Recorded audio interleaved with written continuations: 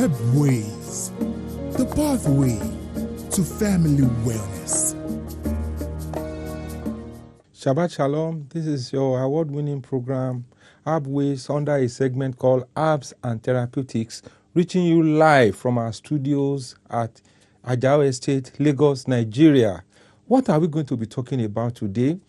First and foremost, we want people to know that the Nigerian Council of Physicians of Natural Medicine, in collaboration with West African University of Natural Medicine, will be having an update great course program in Lagos, Nigeria. What do I mean? An opportunity for practitioners to update their knowledge on series of items in the healthcare delivery system. For example, principle of investigative diagnosis, botanical identification and classification, production methods, role and benefit of professionals in politics. That's interesting. If you are a medical practitioner, can you participate in politics? Then, review of basic medical and clinical sciences, public relations and marketing in practice. These are some of the things you are going to enjoy. And it's taking place between 17th and 19th of this month, this coming week. The venue, of course, is NEC Hotel Conference or close to Fela Shrine, Alausa Agidingbi. The fee is 10,000, which will include accommodation, feeding, and so on and so forth. So if you are practicing this profession, you love this profession, you want to be part of it, that is the way to go. So at the end of the program, you can also call me. Let me now announce the big one. The World Congress is also taking place in the month of November. The World Congress is going to be an opportunity for some of us who are in Nigeria to meet with international colleagues so that we can exchange ideas, we can learn new tricks, especially from the masters of the trade, the Chinese, the Indians, the Pakistanis, the Americans, all of them will be there. So we want to network with them to see how we can upgrade our own system. To do that thing we are not doing right, we want to start doing it right. So that World Congress is also important. It's taking place in Colombo, Sri Lanka. So if you are interested again, please call me after the show so that we can give you all the lowdown. The time is running very, very fast, and if you want to be part of it, it's an opportunity. Ben Amodu segment is back today. We are going to talk about tuberculosis on that segment. And if you have it, or you have someone who is having TB and he's been on some kind of drugs, or his body is developing a kind of resistance to it, then this program is for you. However, before then, we want to talk about this very tuber. You know, on this program, we always talk about those fruits which we tend to look down upon. This is Coco yam. I am sure, when was the last time you had Coco yam? I know many of us, we always see this Coco yam in our market. We just walk past. People will say waka pass. But I believe at the end of today, when you know what Coco yam can do, let me tell you for starters, Coco yam is, out of all the tubers, I think Coco yam has the most nourishing, it has the best nutritional quality. You know, by the time you know what it can do today. For example, cancer prevention. If you want to prevent cancer, this is what you should be eating because it has very powerful antioxidants. It has vitamin A, C, and it has phenolic antioxidants and some other things. So it also has cryptosazine, which is found in this root, and it is found to be able to lower the chances of somebody developing cancer of the lungs and oral cancer. So this is very good. Apart from that, it reduces symptoms of rheumatoid arthritis. That's why you see that in the olden days, our forefathers, they really complain of all these things. They will go to the farm, they will trek distance of miles, you know. When people start telling you from Ife, that time, we will trek from Ife to Ibadan, you will be wondering, are these people, are they spirit? It's because they are eating stuffs like this. Those times you don't have the burgers of this world. You don't have the, what do they call it, the noodles of this world. This is what they eat, you know. So, and as we speak, if you take this thing to do pounded yam, the taste is very, very good. Or you even fry it, or you eat it with either palm oil or groundnut oil. The taste is very tasty. Then, it is also has the ability to reduce blood pressure, you know. Why? Because it is very, very rich in potassium, you know. So those of you who are not eating Coco yam, you don't know what you are missing. Then apart from that, it has the ability to enhance the immune system. It can boost the immune system because it's very rich in vitamin C and some other antioxidants. Then, apart from that, Cocoyam can reduce cramps in your system, especially if you are a sportsman. You always use your muscles a lot. You always develop cramps. Put cocoyam inside your menu. Apart from the fact that it is very rich in carbohydrate, it's also going to really do a lot of things because of the potassium quality of it. Ability to have a lot of potassium in your system will reduce the issue of cramps. Then digestive health, because it's rich in fiber. So you won't have any clogging inside your GI, inside your alimentary canal. The place will be free. Then it enhances learning. So because it has vitamin B1 and some other things. So, that's why you see the children of farmers. They will come to the class. They will dust you, the so-called ajebotas, because this is what they eat, So it enhances learning.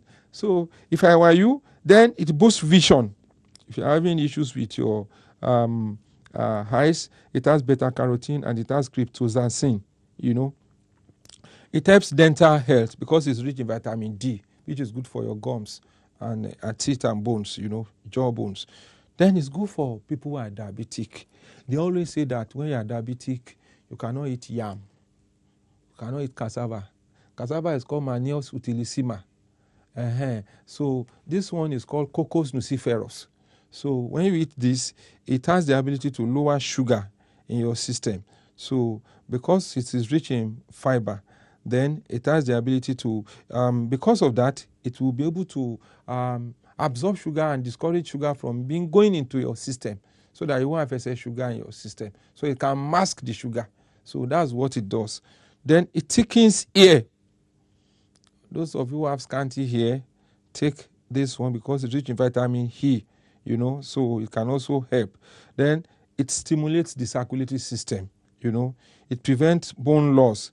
It's also good for skin health. So we can go on and on. You can say that God has blessed us in this country. So those of you who will see this cocoyam, where I bought this one, they just put it on the road, and even all those bikes, they always even walk on it. Before I said, okay, let me have it. And the woman was so delighted to sell it for me because the thing has been there, nobody is looking at it, But ironically, some of us, maybe when we travel to maybe areas like Kocoum State, we see some people who will do it in form of a crisp, and they will be selling it they will tie it inside nylon. You may not enjoy it like that when it is fried already, but when it is cooked like this, yes, you can enjoy it cooked. Or sometimes you can also dry it and turn it to yam powder, turn it to yam powder and use it to eat. The pounded yam form of this thing could be very, very, very, very good. So that is what we do on this program. Those fruits you don't recognize, those fruits you commonize. And I always say that, why are we craving for foreign foods, fried foods that are made from polysaturated oil, which will not do your body any good? Why are we not eating this? We are complaining of scourge of so many infections, so many diseases that are ravaging the entire mankind. Nutrition is very, very key. What we are eating is also very important. So what are you waiting for? Today, if you have a small patch of land in your backyard, grow some cocoyam there. Or you even see cocoyam growing there, just nourish it, let it grow. By the time it grows up, try and do justice to it. I know some people, when they have cocoyam in their farm, they will dash it out. Instead of that, they'll be eating another thing. That's not good enough. So cocoyam, that's our fruit for today. I welcome you to this presentation on non-communicable diseases. As I've always said on this program, we decided to go into this area of research in the last 35 years because of the enormosity of the burden of the illnesses. Communicable disease, we defined it before as diseases of hepatitis, HIV/AIDS, and tuberculosis, which everybody knows is devastating the entire world.